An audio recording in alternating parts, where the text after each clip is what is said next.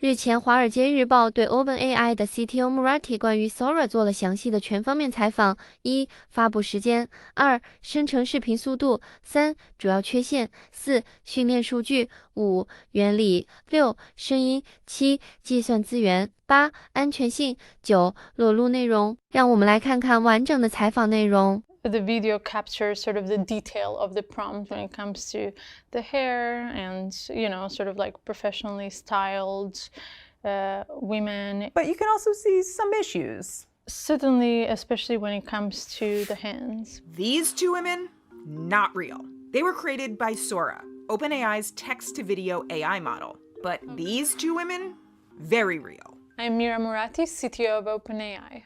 And former CEO? Yes, for 2 days.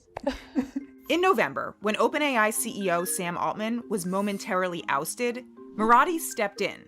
Now she's back to her previous job, running all the tech at the company, including... Sora is our video generation model. It is just based on a text prompt, and it creates this hyper-realistic, beautiful, highly detailed videos of 1 minute length. I've been blown away by the AI-generated videos, yet also concerned about their impact. So I asked OpenAI to generate some new videos for me, and sat down with Murati to get some answers. How does Sora work? It's fundamentally a diffusion model, which is a type of generative model. It creates a more distilled image starting from random noise. Okay, here are the basics. The AI model analyzed lots of videos and learned to identify objects and actions. When given a text prompt, it creates a scene by defining the timeline and adding detail to each frame. What makes this AI video special compared to others is how smooth and realistic it looks.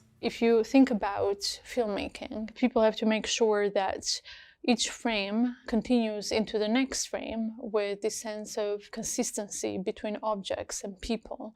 And that's what gives you a sense of realism and a sense of presence. And if you break that between frames, then you get this disconnected sense and reality is no longer there.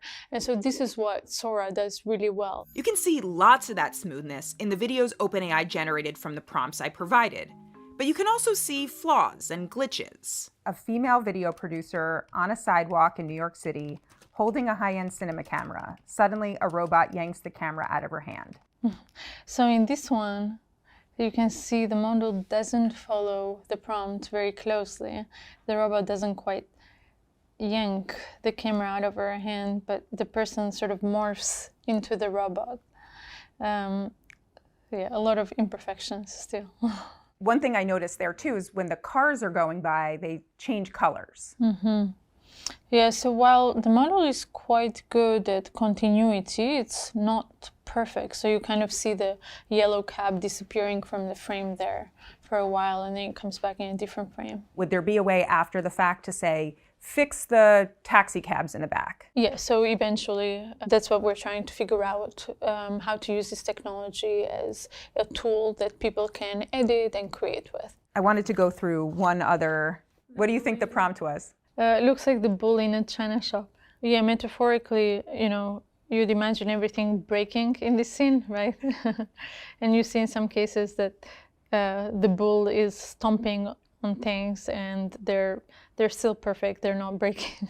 That's to be expected this early on, and eventually there's going to be more steerability and control and more accuracy in reflecting the intent of what you want. And then there was that video of, well, us. The woman on the left looks like she has maybe like 15 fingers in one of the shots. Hands actually have their own way of motion, and it's very difficult to simulate the motion of hands. In the clip, the mouths move, but there's no sound. So is audio something you're working on with Sora? With Sora specifically, not in this moment, but we will eventually. Every time I watch a Sora clip, I wonder, what videos did this AI model learn from? Did the model see any clips of Ferdinand to know what a bull in a china shop should look like? Was it a fan of SpongeBob? Wow! You look real good with a mustache, Mr. Krabs. By the way, my prompt for this crab said nothing about a mustache. What data was used to train Sora? We used publicly available data and licensed data. So, videos on YouTube? I'm actually not sure about that. Okay. Videos from Facebook, Instagram? If they were publicly available, publicly available to use, there might be the data, but I'm not sure. Yeah. I'm not confident about it. What about Shutterstock? I know you guys have a deal with them.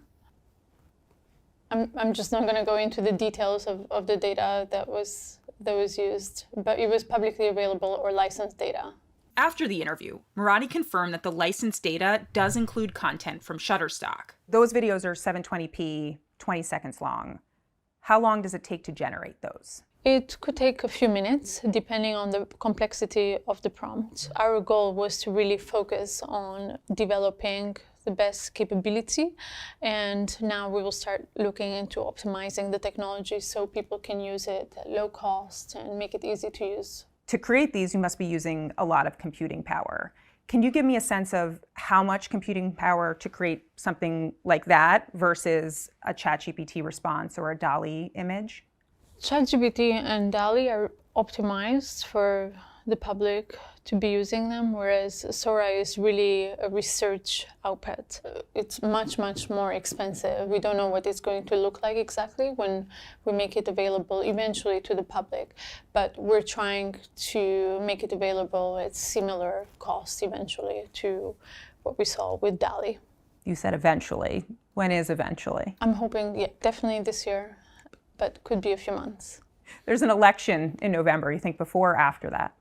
That's certainly a consideration, dealing with the issues of misinformation and harmful bias. And we will not be releasing anything that we don't feel confident on when it comes to how it might affect global elections or other issues. Right now, Sora is going through red teaming, aka the process where people test the tool to make sure it's safe, secure, and reliable.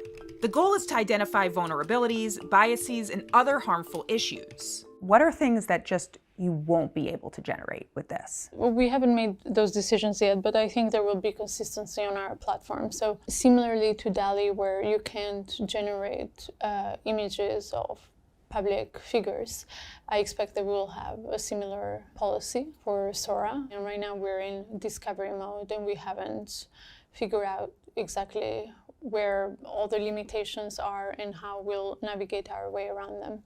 What about nudity? I'm not sure. You can imagine that there are creative settings in which artists might want to have more control over that. And right now we are working with artists and creators from different fields to figure out exactly what's useful, what level of flexibility should the tool provide. How do you make sure the people who are testing these products aren't being inundated with illicit or harmful content? That's certainly difficult, and in the very early stages it is part of red teaming, something that you have to take into account and make sure that people are willing and able to do it. When we work with contractors, we go much further into that process, but that is certainly something difficult. We're laughing at some of these videos right now, but people in the video industry may not be laughing in a few years when this type of technology is impacting their jobs. The way that I see it is this is a tool for extending creativity, and we want people in the film industry, creators everywhere, to be a part of informing how we develop it further and also how we deploy it. And also, what are the economics around using these models when people are contributing data and such. One thing was clear from all this. This tech is going to quickly get faster, better, and become widely available. How are we going to tell the difference between what is real video and what is AI video? We're doing research in watermarking the videos, but really figuring out content provenance and how do you trust what is real content versus something that happened in reality versus, content created for misinformation. And this is the reason why we're actually not deploying the systems yet, because we need to figure out these issues before we can confidently deploy them broadly. That was reassuring to hear, but there are still big concerns about Silicon Valley's race to create AI tools. and its ambition for power and money versus our safety. It's not really a difficult demand or a difficult balance between profit and safety guardrails. I'd say the hard part is really figuring out the safety questions and the societal questions. That's really what keeps me up at night. There's this amazement about the product, but then we've also talked about all of these concerns. Is it worth it? It's definitely worth it. AI tools will extend our creativity and knowledge, collective imagination, ability to do anything. It's going to be extremely hard along the way to figure out the right path to bringing AI tools into our day-to-day reality, but I think it's definitely worth trying.